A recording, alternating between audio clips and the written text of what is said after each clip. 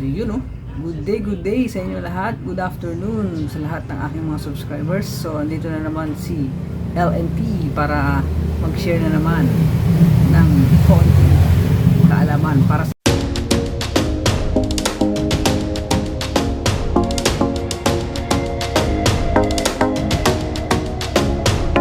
ating mga gas ng kotse or motor. So ito, tingnan natin. May gas-gas na naman kasi yung ating kotse.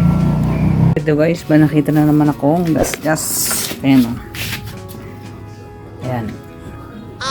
Minor lang naman pero no. Paano ba natin tatanggalin yan? Ano ba ang pinakamadaling paraan? Ayan. Sa minor scratches. So ngayon, kukuha tayo ng rubbing compound. Sana ba ang ating rubbing compound? Ito. Tsaka basahan. Tingnan natin ha. Pakita ko lang kung ayan o. Gas-gas yan o. Diba?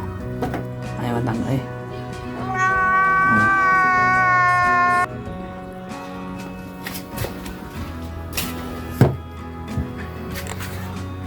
So ito guys oh. Tanggalin natin yan. So, yan. Ito yung rubbing compound na matagal ko nang ginagamit sa mga scratches ng sasakyan at motor. So kuha muna tayo ating basahan. Pasensya nga pala guys sa aking background at madaming mga timba. Yan, kuha lang tayo para makita nyo ang effect ng rubbing compound. Ayan o. Ayan. Pahiran lang natin ang ganyan. Ayan, kahit konti lang. Tapos basahan.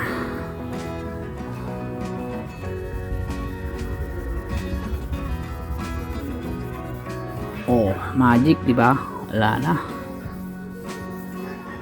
Wala na yung gas-gas.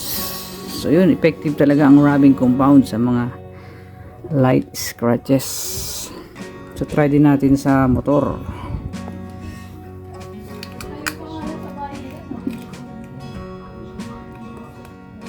Yan, maglagay tayo ng kapiraso para may pakita ko kung gaano ka effective ang 3M. So ito may minor scratch din oh. Kita nyo ba? Ito. Yan. So lagyan natin konti. Tapos punas. Yun guys oh.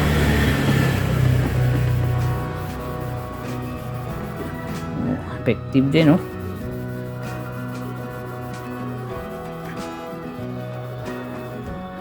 Okay. So yun lang, ganun lang. Pag mga minor scratches guys. So effective ang rubbing compound. Kahit anong brand yan. Pero ako kasi 3M rubbing compound yung ginagamit ko.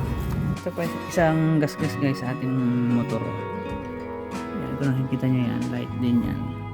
Yan to. Ito. Yan diba? Lagyan din natin ito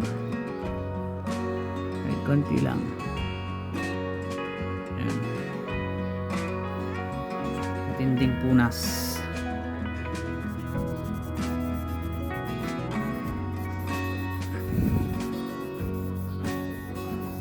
Wala na, magic.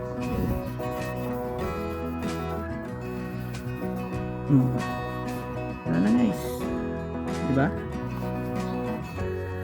Ganun lang kasimple.